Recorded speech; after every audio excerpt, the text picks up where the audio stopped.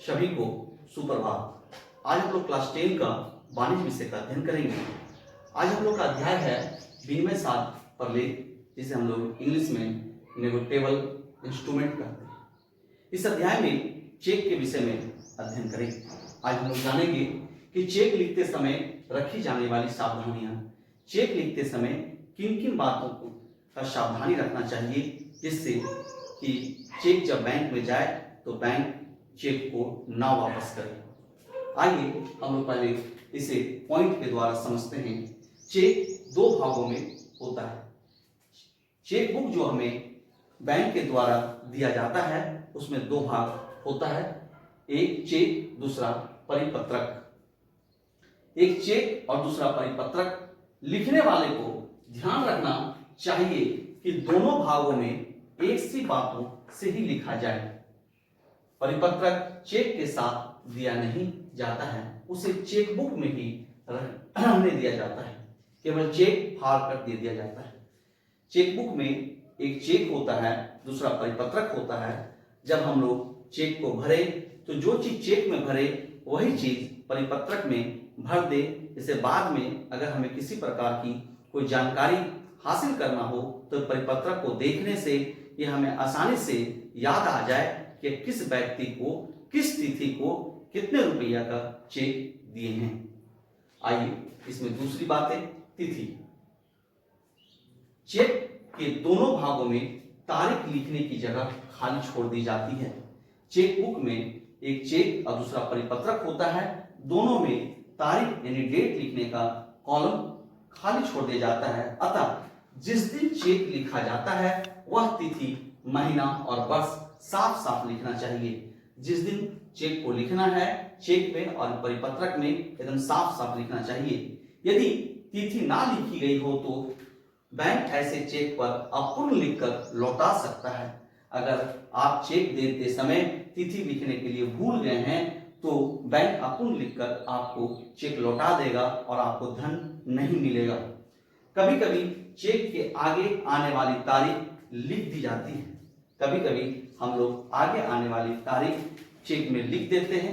अगर मान लिया जाए हम चेक में डेट 5 मार्च दे दिए हैं और 4 मार्च को बैंक चले गए हैं तो बैंक हमें भुगतान नहीं करेंगे, क्योंकि चेक में तारीख जो है वो 5 मार्च लिखा गया है।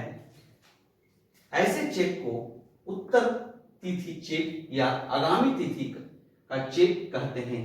जिसमें तारीख आगे का लिखा जाता है उसे हम लोग आगामी तिथि का चेक कहते हैं या उत्तर तिथि का चेक कहते हैं। बैंक ऐसे चेक का भुगतान उस तिथि के पूर्व नहीं करता। जब तक उसका समय नहीं आएगा तब तक बैंक उसका भुगतान नहीं करेगा।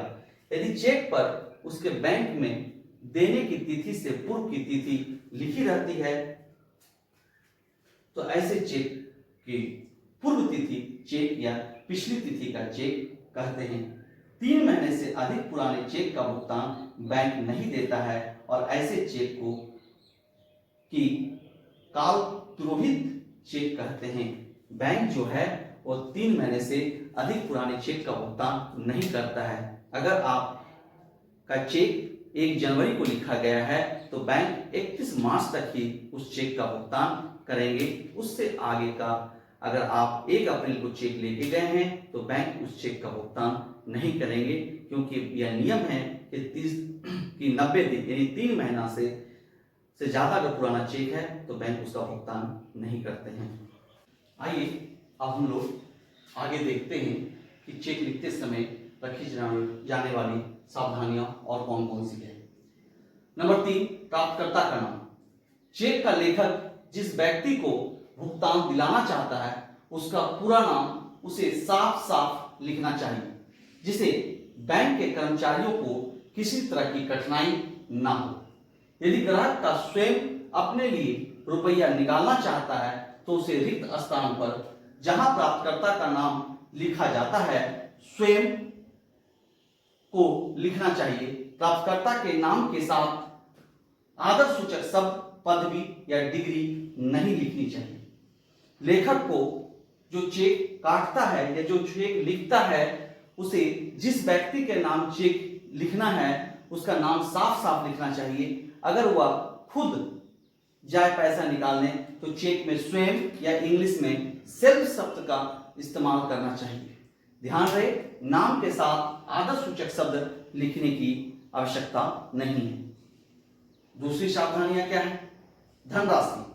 चेक के द्वारा दिखाई जाने वाली रकम को चेक में बिना काटे पीटे के और निश्चित रूप में लिखना चाहिए। रकम को अंकों तथा शब्दों दोनों में लिखा जाता है। शब्दों में इस प्रकार लिखना चाहिए कि किसी भी प्रकार का परिवर्तन ना किया जा सके। रकम की शब्दों में लिखने के बाद केवल शब्द और जोड़ देना चाहिए। जब हम चेक में धनराशि लिखते हैं तो यह ध्यान रखा जाए कि उसमें किसी प्रकार का काट कूट ना हो।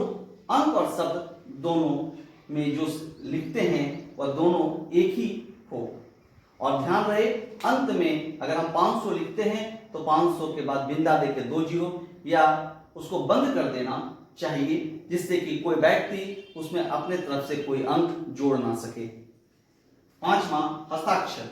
चेक पर उसके लिखने वाले ग्राहक के हस्ताक्षर होना अत्यंत ही आवश्यक होता है, अन्यथा उस चेक का भुगतान नहीं मिल सकता। लेखक को अपने हस्ताक्षर करते समय यह ध्यान रखना चाहिए कि उसके हस्ताक्षर ठीक वैसे ही हो जैसा कि उसने हिसाब खोलते समय अपने नमूने के हस्ताक्षर दिए हैं। हस्ताक्षर। जब ग्राहक अपना खाता खुलवाना के लिए बैंक जाते हैं तो वह जो नमूने का हस्ताक्षर देते हैं, चेक में भी ठीक उसी प्रकार का हस्ताक्षर होना चाहिए। जब तक बैंक नमूने के हस्ताक्षर और चेक के हस्ताक्षर से दोनों मैच ना कर जाए, मिलान ना हो जाए, तब तक बैंक चेक का भुगतान नहीं करते हैं। इसलिए हस्ताक्षर करते समय यह ध्यान रखना होगा कि जो आपने नमूने में हस्ताक्षर किए हैं वही आपका चेक में भी हस्ताक्षर हो। और आगे हम लोग देखते हैं चेक लिखते समय और किस बातों पर सावधानी रखी जाती है। वाहक या आदेश चेक।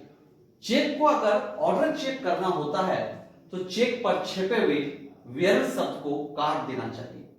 अगर हम लोग को चेक को ऑर्डर चेक में परिवर्तन करना होता है तो उसमें हम लोग को वेयर शब्द को काट देना चाहिए और ऑर्डर शब्द को छोड़ देना चाहिए। और क्या सावधानी बरतनी चाहिए? रेखांकन।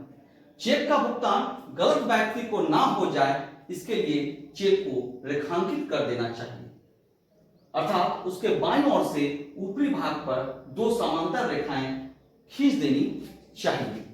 ये अगर हमारा एक चेक है तो बाईं ओर 2 समांतर रेखा अगर हम खींच देते हैं, इसे ही हम लोग रेखांकित चेक कहते हैं। अगर संभव हो इसमें अकाउंट पे भी लिख दें। इसका अर्थ होता है कि जो व्यक्ति चेक लेकर जाएगा उसे काउंटर पर तुरंत नगद भुगतान नहीं होगा, उस चेक का धन को उसके खाता में पहले डेबिट किया जाएगा। इसके बाद वह व्यक्ति विड्रॉल फॉर्म या अपने चेक के द्वारा धन को निकाल सकता है। रेखांकित चेक ज्यादा सुरक्षित होते हैं। इस प्रकार हम लोग देखें कि चेक लिखते समय किन किन बातों पर सावधानी रखी जाती है। धन्यवाद।